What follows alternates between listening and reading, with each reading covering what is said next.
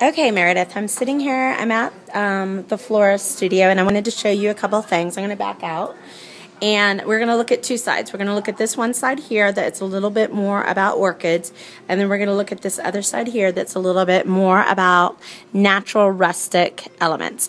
I'm going to zoom in, and all we're looking at is, do we like the pieces? We're not looking at the composition because obviously it's not in composition, but do we like the pieces? So I'm going to zoom in, and this side has got about 4 different pieces. So first we have an orchid that has this green and purple. So I kind of like that we were able to bring the purple in, but not in a super strong way.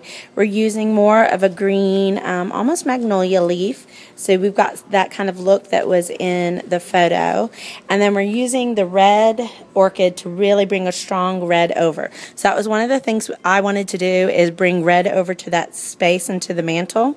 And then there's this kind of lime green pussy willow type of a material.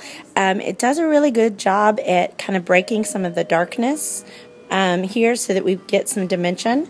And when we've added we can take or leave these guys, but they're like seed pods that have been expanded, so they just add another kind of natural touch there. So this side represents a little bit more of a sophisticated look. I think it is pretty every season with the orchids, and then with the dark and the light and the rustic element. The container itself is just a long wooden tray, and that's okay because it doesn't need to be the star. It just needs to be there to hold. So if we come over on this other side, we've got a couple of elements here. One is this kind of spring grass with a little bit of seeds in here, and this is kind of nice in being able to go fall and spring there. And then we've got our witch hazel that's kind of in there in little pom-poms. So this is acting as our break and contrast on this side.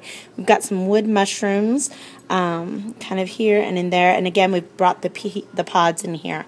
On this side, we're using color in a different way. So we're looking at these like giant thistles that are red to purpley. And we've got them in red, and then we've got them again in green. Alternatively, what we can do is we can bring over this orchid. So what we've done is we've just added in another element to kind of make it a little less rustic. So that's basically our two different sides. Side A, let's call it, and side B, now that I've moved our orchid. But I think they do a lot to help us there. So let me know your thoughts.